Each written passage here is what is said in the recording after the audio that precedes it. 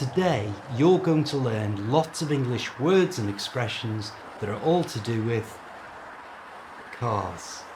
Hi, I'm Steve. Let's do this. When you think of a car, I would guess you probably think of something like this.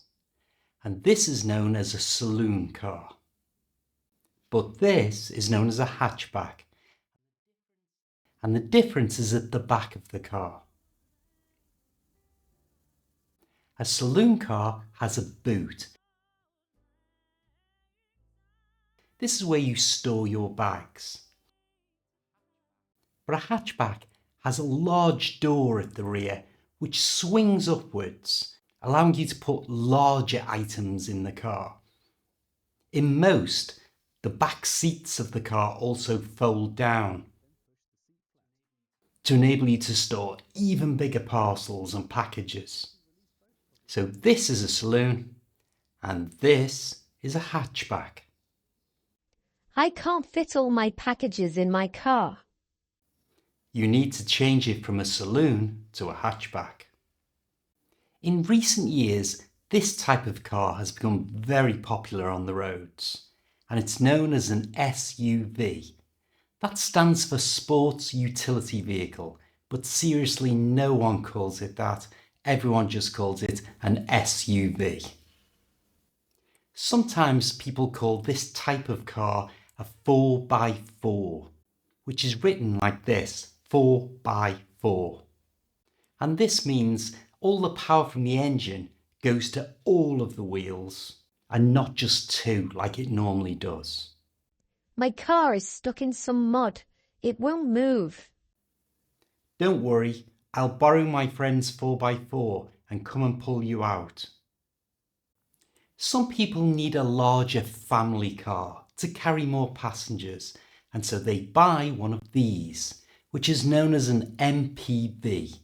Those letters stand for multi-purpose vehicle, but again, no one says that in real life. They just say MPV. Congratulations on having a new baby. How many is that now? This is my fourth. Wow, you're going to need to buy an MPV. There are different types of sports car, and this one is called a coupe. That word is taken from the French, so we pronounce the E at the end as an A. Coupe. You try, coupe. As you can see, it usually just has two doors and a sloping roof, which makes it look more sporty. If you have a car whose roof comes off, it's called a convertible. This is a picture of 17-year-old me in my convertible. If we lift the bonnet, which is the name of the lid, usually at the front of the car, we can see the engine, which powers the wheels. The fuel for these engines can vary, but are usually petrol, diesel, or these days electricity. Modern cars sometimes use both petrol and electricity, and they're called hybrid cars. I'm getting a new car and can't decide what type I should get.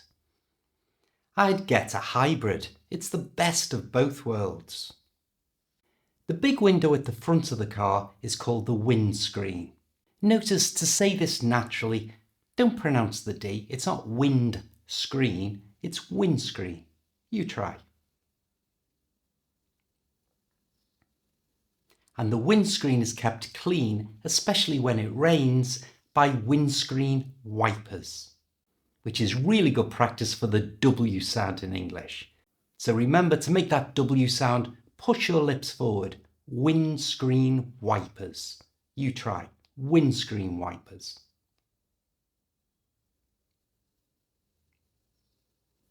Oh no, a bird has pooed on my windscreen. Try to get it off with your windscreen wipers. The large lights at the front of a car are called headlights. It's getting dark. Switch on the headlights.